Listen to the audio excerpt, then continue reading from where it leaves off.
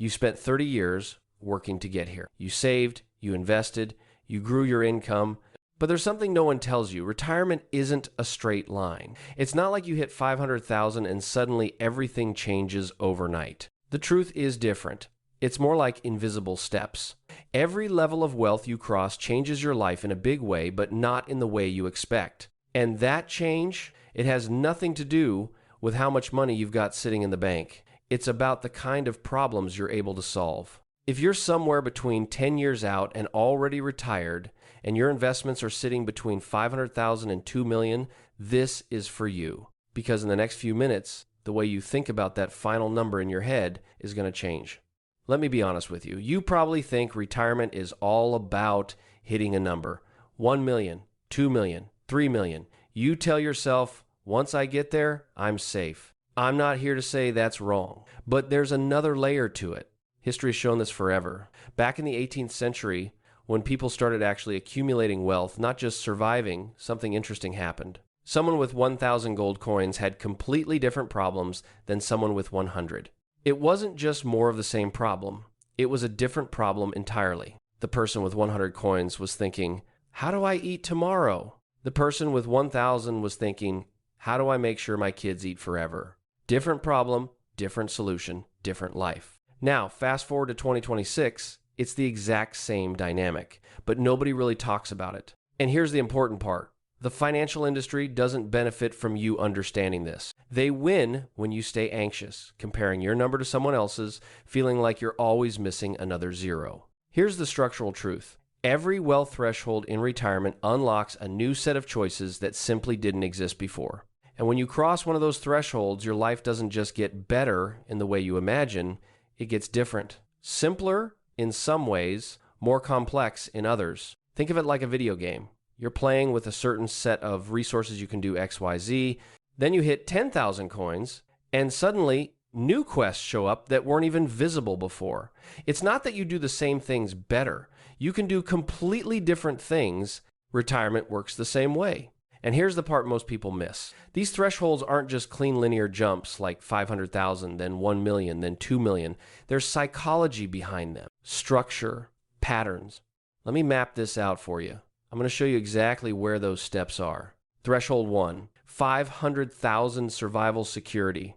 You've got 500,000 at 4%, that's 20,000 a year. Add maybe 2,000 a month from Social Security, that's another 24,000 a year. So now you're sitting at roughly 44,000 in stable income. The question you're asking is simple. Am I going to run out of money? Answer, no, you're not. But that's pretty much all that changes. You're not taking 3-month trips every year.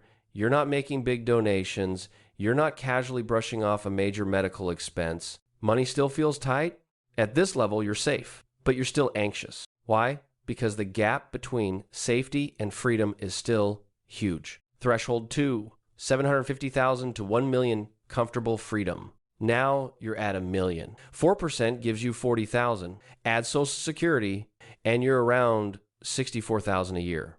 The question changes. It's no longer, will I survive? Now it's, can I enjoy this? Can you travel? Yeah. Can you help your kids? Probably. Can you deal with smaller health issues without stress? Most likely. That's a completely different life. You can actually do things that improve your day-to-day experience, travel, hobbies, helping out here and there, without wrecking your future. And the first thing that fades away?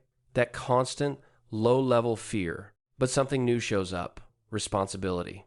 Now you have to choose. Do you travel or save more?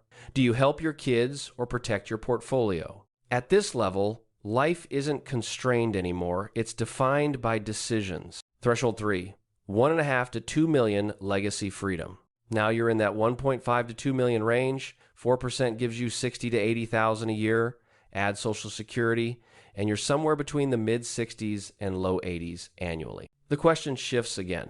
Not can I enjoy life, but what do I leave behind? At this level, money stops being about safety. It becomes a tool. You can fund your kids' education. You can make meaningful donations. You can leave an inheritance. You can take a full year off just because you want to. Life changes not because the number is bigger, but because your mindset shifts. You go from a cautious consumer to someone thinking in terms of impact. But here's the part nobody talks about. Between each of these thresholds, there's a zone of maximum anxiety. Say you're at 800,000. You're close to a million. You feel like you're almost there, but not quite. So you still behave like someone stuck at the 500,000 level. You save aggressively. You hold back. You stay cautious. But in reality, you already have enough to live a little differently. That gap creates this weird psychological tension. You're living like you're behind, even when you're not. Second detail, and this one matters even more, every new level comes with an invisible cost. When you move from 500,000 to a million, you don't just gain freedom, you inherit decision. At 500,000, life is simple. You can't spend much, so there's not much to decide. At a million, you're deciding every day. Do you help your kid or protect your assets? Do you travel now or save for later? Do you retire at 62 or wait until 67? Those choices didn't exist before. Now they're unavoidable. And decisions take energy. They weigh on you. Third detail, the most invisible one, these thresholds don't scale linearly with money. They scale exponentially with psychology. The jump in quality of life from 500,000 to a million, huge. From a million to 1.5, smaller. You're solving different problems now, not just bigger ones. From 2 million to 3 million, even less impact. Nobody talks about this because the system sells more. More is always better. But for you, after a million. More isn't dramatically better. It's just more complicated. You're somewhere on this ladder. Let me map your situation. Scenario A, you've got 500 to 750,000 and you feel like it's not enough. You probably feel that low-grade anxiety all the time. You run the numbers. If I spend 30,000 a year, how long does this last? And the answer makes you uneasy. Here's the truth nobody tells you. That fear isn't really rational. It's coming from the fact that you're still on the side of the ladder where life feels like scarcity. You haven't stepped up yet. And that jump from 500 to 750 or a million, it's not just 50% more money. It's psychological freedom. You stop asking, how long will this last? And start asking, what kind of life do I actually want? If you're in this range, your job over the next 3 to 5 years isn't to go all in or do anything extreme.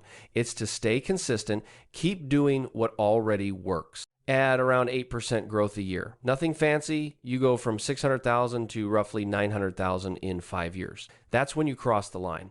And when you cross it, things shift a lot. Scenario B, you've got 1 to 1.5 million and you thought you'd feel happier than this. You hit the number. But it doesn't feel the way you expected. Why? Because now you're dealing with a different problem. Decisions. You can do things now. But which ones do you choose? This is the threshold 2 curse. You're no longer stressed about survival, but now you're stressed about allocation. How do you use your time? Your money? Your energy? Your relationships? If you're here, your job isn't to earn more, it's to decide better. What actually matters to you? Legacy? Travel? Time with your grandkids? Money is just the tool, but you've got to know what you're building with it. Most people at this level think, maybe if I had another 250,000, it'd be clearer. It won't.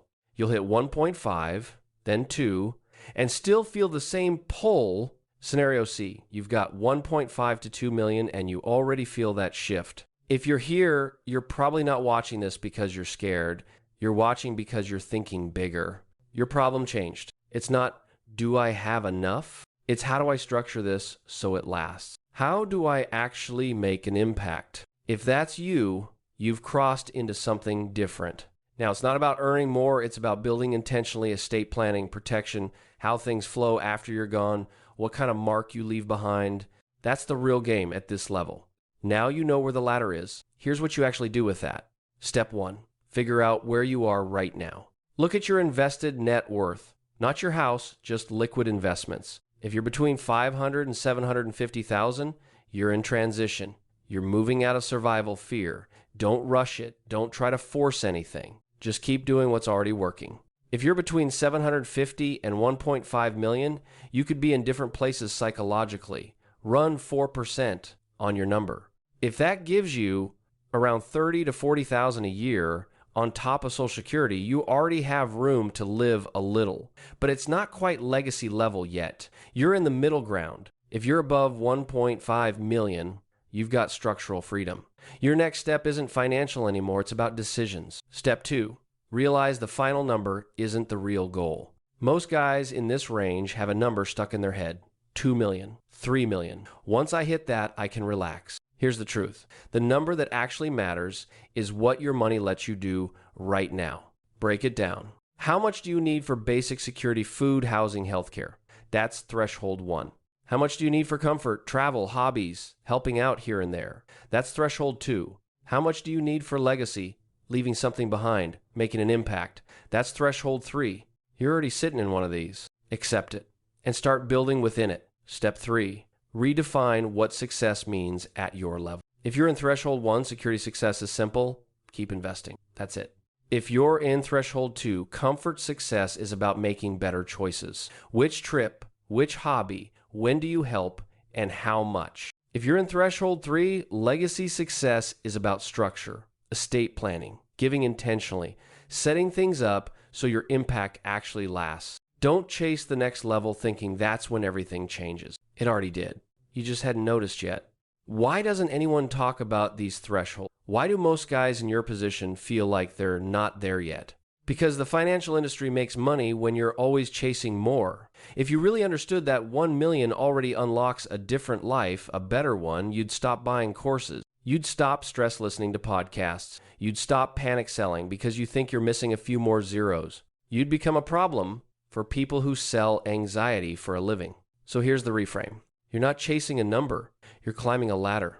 Each step isn't about having more money. It's about being able to do different things. And once that clicks, something shifts. You stop comparing your money to your neighbor's. You stop asking, is this enough? And you start asking, what's my next move from here? Most men between 55 and 70 are stuck in the same loop, stacking more and more for a final number that never actually arrives. You know better now. You're already on the ladder. The only question is, are you going to live on it or keep pretending you're still at the bottom? So it's not that you need more money to be happy in retirement. It's that you need to understand which step you're already on. If you got 500,000, you're safe. You're not going to starve. Stop living in fear. If you've got 1 million, you're comfortable. You can travel. You can help people. Stop acting like you're still behind. If you've got 1.5 million or more, you're in legacy territory. Your job now is to structure impact, not to keep chasing more. Every level has its upside. Every level has its own challenges, but none of them are not enough. So the real question now is, what's your next move on this step? Not the next number, the one you're already on. If this shifted how you think about retirement, drop a comment. I'll see you in the next one.